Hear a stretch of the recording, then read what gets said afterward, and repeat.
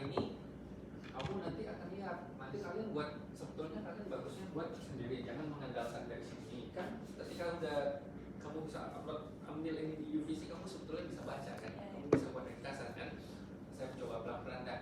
Nah, kita kan kalau orang normal, matanya itu kan terlihat itu sejajar ya, matanya sejajar. Tapi ada kondisi tertentu di mana matanya ini nggak sejajar. Jadi kalau istilahnya dalam di Indonesia disebutnya juling nih, sebutnya juling. Nah, kalau dia matanya nggak sejajar, jadi arah pandangnya yang satu. Kalau yang ini dia matanya sejajar apa enggak nih? Sejajar. Nah, ini dia sejajar kan? Nah, kalau dia nggak sejajar, itu mata juling itu cross eyes katanya. Nah, istilah medisnya kadang-kadang disebutnya, jadi dia matanya disebut nih. Nah, ini namanya ada 3 kadang disebutnya. Nah, kadang disebutnya sebagai strabismus, squint gitu ya. Kemudian tropia. Ada 3 nama ya. Kalau dia matanya nggak sejajar, ada namanya disebut strabismus, squint, tropia. Kamu sebetulnya bisa buat catatan, kalian buat singkat. Jadi kamu buat seperti diagram-diagram aja, sehingga kalian tak sulit loh belajarnya ya. Nah, lalu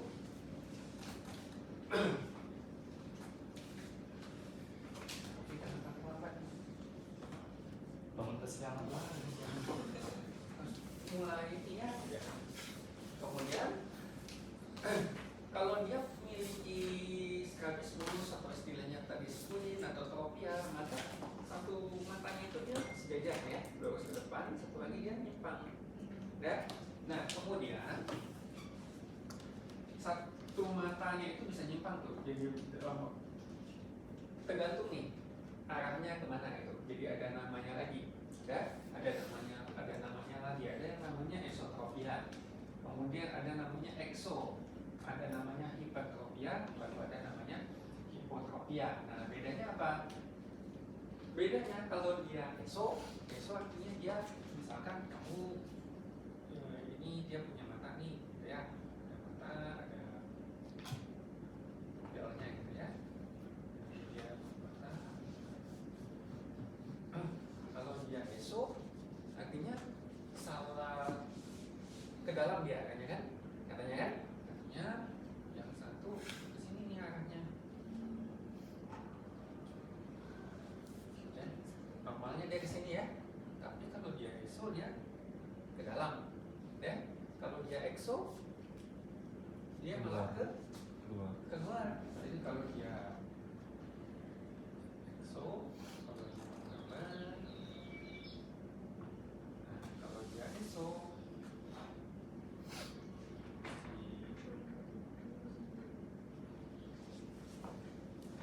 ya, ini dia tidak, kita gambarnya di sebelah sini ya, bisa jadi kejadian di sebelah sini ya, nah jadi dia ini dia esotropia, ini satu lagi kenapa bangun juga, iya Pak.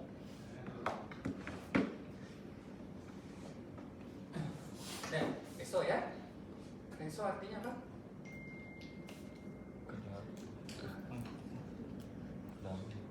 Ke dalam, apanya nyimpang? Matanya. Pupilnya ini ya, pupilnya ini ke arah nasal, ya. Ini ke arah temporal. Ya. So, ini di sana kita udah jadi esotropia.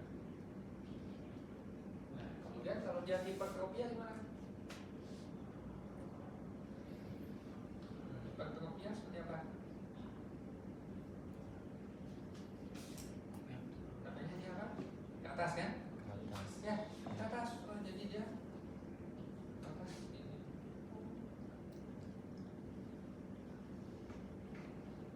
Nah, ini dia jenisnya disebut hipertropia. Kemudian ada lawannya hipo, ya. Nah, kalau dia hipotropia dia ke bawah. Kalau dia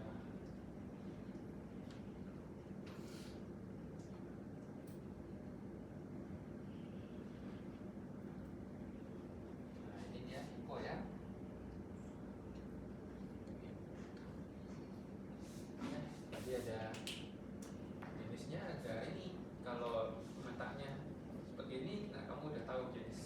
apa namanya istilahnya ya, ada istilahnya ISO, ada EXO, kemudian ada hiper itu bagian atas, ada hypo itu bagian ke bawah. Matanya. Nah, Buat istilah-istilah ini tuh untuk berlaku di satu matanya atau bisa dua-duanya bermasalah juga? oh biasanya kan yang mata injul satu ya kelihatannya. Nah, Biasanya kadang ada yang kalau dua juga ada ya, dua juga berlaku. Itu Kalau dia ke dalam kan, berlaku, iya. nah kalau dia ke dalam ya tetap namanya ISO tetap kan. sama. Nah, kebanyakan satu, tapi nggak tahu kalau dua kan juga ada ya. Ada. Ada.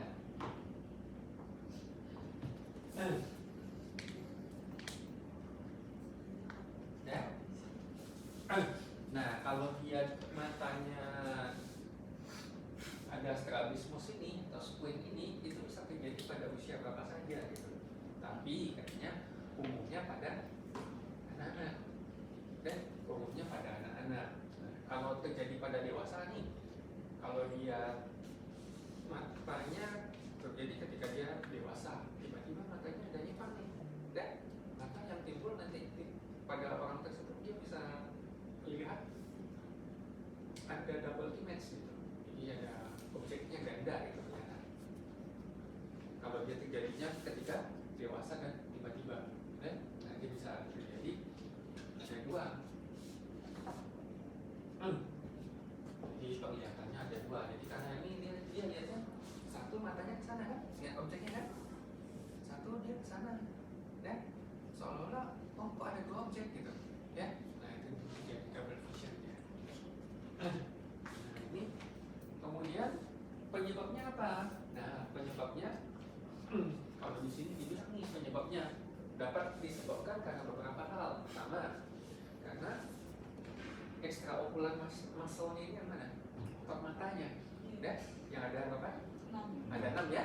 Otot matanya lemah atau mengalami kerusakan, gangguan, ya. Nah, atau dia punya penyakit, ya. Ada eye disease, ada penyakit mata, atau bisa juga karena ada gangguan refraksi ini pada matanya, tapi dia tidak dikoreksi. Nah, itu juga bisa menyebabkan. Kemudian ada trauma atau cedera nih pada matanya. Kemudian ada misalkan ada tumor ya pada bagian otaknya, atau trauma atau cedera pada kepalanya. Nah ini yang umumnya tadi kamu udah tahu, umumnya terjadi pada anak-anak. Kemudian penyebabnya apa gitu ya, kalian bisa buat ringkasannya nanti. Nah kemudian juga ketika melihat nih, ketika ada orang datang misalkan pasiennya kelihatan kok matanya nggak sejajar nih, nah, apa yang perlu kita tanyakan? Perlu tanyakan pertanyaannya seperti ini, matanya kamu itu miringnya apa nggak sejajar ini terjadinya kapan gitu kan? Apakah barusan pada akhir-akhir ini atau ini sudah terjadi sejak masa kanak-kanak ya, atau sejak masa anak-anak? Kemudian kalau kita juga perlu tanya, apakah dia punya apa trauma atau cedera tuh ya pada matanya atau pada kepalanya. Nah lalu juga tanya apakah dia punya ganda, ya apakah punya ganda. Nah ini beberapa hal yang perlu kamu tanyakan ya kepada pasiennya, kalau pasiennya atau dia pada orang tuanya kalau pasiennya masih anak-anak gitu ya. Jadi kejadian itu terjadi saat ini kah gitu ya, atau sudah terjadi ketika dia anak-anak, itu kalau dia pasiennya dewasa gitu kan. Kemudian ditanya apakah pasiennya punya cedera atau trauma pada matanya atau kepalanya kan, lalu apakah dia memiliki penglihatan ganda. Jadi cirinya tadi itu ya, kalau dia terjadinya pada ketika dia dewasa tiba-tiba, maka dia akan mengalami penglihatannya ganda. Jadi lihat objeknya yang seharusnya satu jadi double gitu. Nah ini dia gejalanya nih, simptomnya. Jadi simptomnya dia memiliki double vision tadi, jadi penglihatannya ganda gitu ya. Kemudian kalau kadang dia nggak bisa lihat dengan jelas nih pakai matanya yang bermasalah tadi ya, dia dia nggak bisa lihat dengan jelas. Kemudian juga yang matanya yang bermasalah tadi bisa saja penglihatannya di sana jadi kabur, dan lalu dia sakit kepala, lalu dia matanya ada ketegangan, nah strain ya, matanya ada ketegangan. Nah ini contohnya nih. Kalau ini coba lihat, ini dia Esotropi. coba, ESO ya, nah, kamu sudah tahu dia ESO karena dia arahnya ke dalam. Nah, arahnya ke dalam, jadi dia ESO ya, ESO pada mata sebelah kirinya kan, mata sebelah kiri. Nah ini tanda-tandanya nih, tanda-tandanya sudah jelas, kamu udah kelihatan, oh matanya tidak sejajar ya kan, ini kelihatan dengan jelas ya, matanya tidak sejajar. Kemudian ketika kadang orang ini untuk melihat biasanya dia miringkan kepalanya gitu, dan nah itu tanda-tandanya gitu ya. Nah apa yang harus dilakukan? Yang harus dilakukan adalah ketika kamu ketemu nih kasus seperti ini, maka yang perlu dilakukan ukur nih, ukur dia ketajaman visual pada mata sebelah kanan dan kiri. Lalu lakukan cover test. Cover test ini seperti ini. Jadi matanya ditutup ya. Jadi kamu bisa lihat matanya tutup gitu ya. Lihat bola mata ini tetap nggak atau dia geser, ya. Nah kemudian sudah ini ditutup dengan cepat, kamu tutupin sebelah sini. Nanti dia lihat. Kalau dia matanya ada julingnya terus strabismusnya, nanti dia geser sedikit. Nah, kamu nanti bisa coba gitu ya, tutup satu gitu ya, lihat. Suruh dia lihat jauh, gitu kan? Suruh lihat ke sana, tutup, lihat apakah bola matanya tetap di tempat atau geser. Dan kemudian setelah itu tiba-tiba tutupin satu lagi, dan nanti kelihatan apakah dia geser untuk fokus atau dia tetap. Nah, itu dia cover test. Jadi cover test itu dia ditutup sebelah gitu ya. Nah kemudian dia Iceberg test. Nanti kamu coba cari ya, namanya Iceberg test. Dia ambil pen light, tahu pen light ya? Jadi pena yang ada ujungnya cahaya, dinyalakan, diarahkan dekat hidung, jadi di antara mata, ya. Kemudian dicek refleks korneanya, jadi pantulan dari korneanya. Kalau dia pantulannya tidak di pupil, dan pantulannya tidak di pupil, maka artinya ada tropianya. Paham ya maksudnya? Kalau dia pantulannya tidak di pupil, maka ada tropianya. Nah ini kalau dia matanya seperti ini, ya kan? Kalau dia disinari pakai pen light, maka nanti ada pantulan nih, pantulan di sini. Nah, kalau dia matanya seperti ini, pantulannya di mana? Nah, pantulannya di sini. Lagi kan? Nah, pantulannya itu juga bisa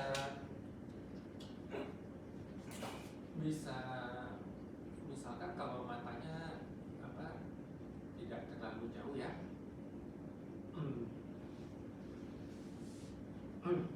Nanti misalkan kamu bisa lihat, oh pantulannya nggak di tengah loh, tapi pantulannya di sini. Nah, ada kalau yang dia lebih jauh lagi, misalkan oh pantulannya di sini.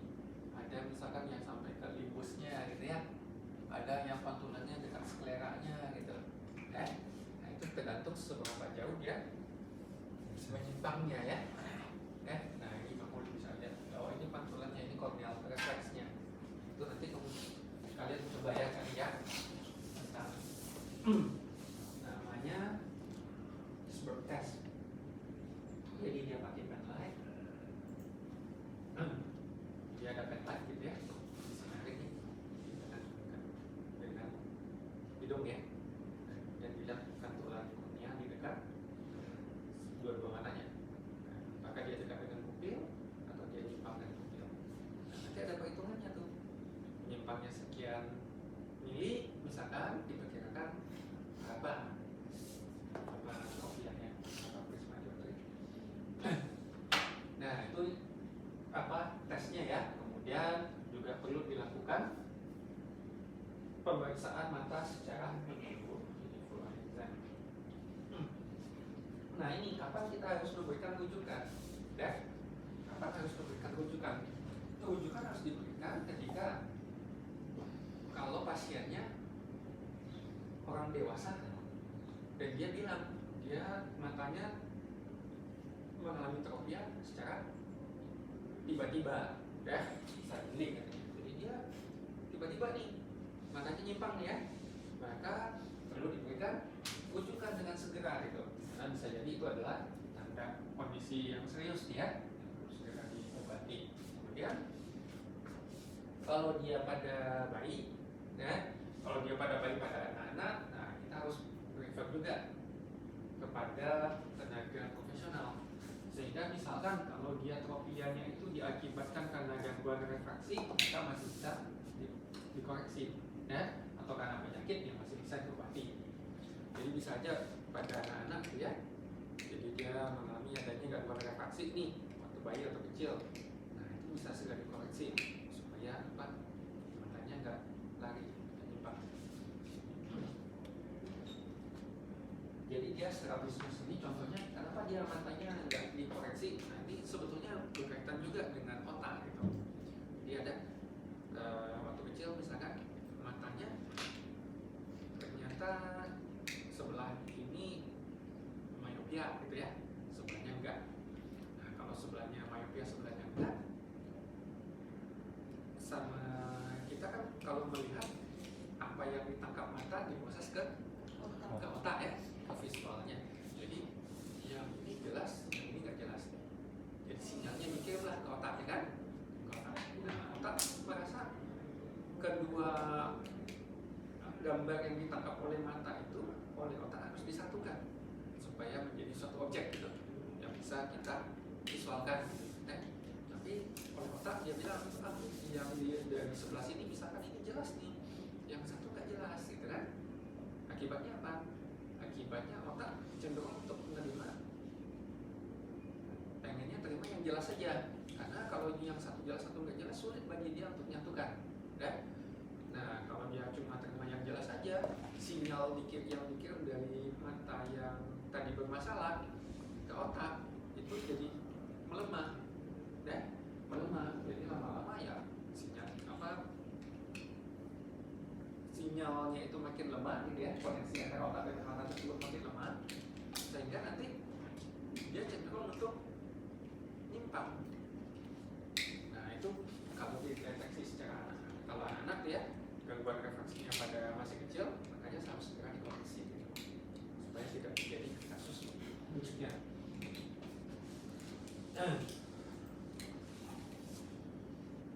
Nah ini kamu udah tahu ya gitu ya. Nah ini juga satu lagi nih. Nah ini nggak tahu, ini saya kalau yang ini pernah lihat, kalian mungkin atau pernah lihat tanda gitu ya. Dia namanya nystagmus. Pernah lihat nggak? Katanya matanya itu, deh, continuous katanya gerak terus nih. Orangnya yang bisa kontrol. Ada yang pernah lihat? Jadi matanya gerak terus, katanya bisa aja matanya geraknya samping, sampai saya gitu. Oh, ada. Kemudian dia gerakannya ke samping ini ya, side by side, tapi nggak terbatas, bisa juga dia up and down katanya, naik turun. Iya. Naik turun, kemudian ada juga dia misalnya geraknya melingkar, muter-muter katanya. Dan ada yang seperti itu. Jadi matanya seolah-olah seperti menari gitu ya. Nah, jenisnya ada beberapa. Jadi jenisnya ada beberapa. Jenisnya ada yang di bawah sejak lahir, dan jadi dia yang di bawah sejak lahir, jadi udah kelihatan sejak lahir udah terlihat. Dan ini yang biasanya umumnya terjadi. Nah, ini infantilnya kan dia udah di bawah sejak lahir ya. Kemudian dia acquired, artinya dia didapat, tapi bukan sejak lahir artinya. Dia berkembangnya kemudian, ya. Jadi tidak muncul sejak lahir, tapi berkembangnya munculnya kemudian. Jadi ada dua jenisnya. Nah, kalau dia orangnya memiliki masalah nystagmus ini, nah biasanya dia penglihatannya tidak baik, nah, enggak bagus.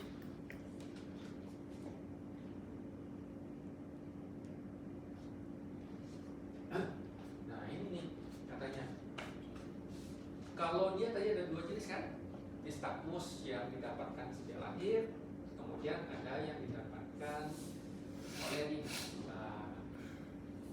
dewasa ya, artinya dia mendapatkan. Nah ini kalau dia diproses sejak lahir, penyebabnya bisa terjadi karena anak tersebut lahir dengan adanya misalkan contohnya katarak. Jadi tidak cuma orang dewasa aja yang ada katarak gitu, bayi pun juga bisa lahir dengan ada katarak. Nah kemudian masalah yang mempengaruhi keseluruhan tubuh dari anak tersebut, misalkan anaknya punya gejala Down syndrome, ya. Nah anaknya punya gejala Down syndrome, kemudian ada masalah dengan otaknya.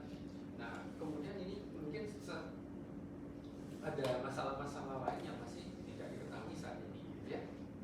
Jadi kamu bisa lihat kalau dia sejak lahir ya bisa terjadi karena anak tersebut ada katarak nih, jadi sejak lahir sudah ada katarak, atau ada masalah dengan keseluruhan tubuhnya, misalkan dia ada Down syndrome gitu ya, atau tadi dibilang ada masalah dengan otaknya. Nah kamu kalau seperti ini kamu bisa lihat, kamu bisa tulis gitu ya, supaya ini nystagmus itu, nah kamu bisa tulis sendiri ya istilahnya nystagmus. Nah, ini dia keadaannya apa? Matanya gerak kan? Ya, matanya gerak, kemudian geraknya kemana? Nah, kamu bisa tulis, kamu bisa bagi geraknya di mana? Jadi dia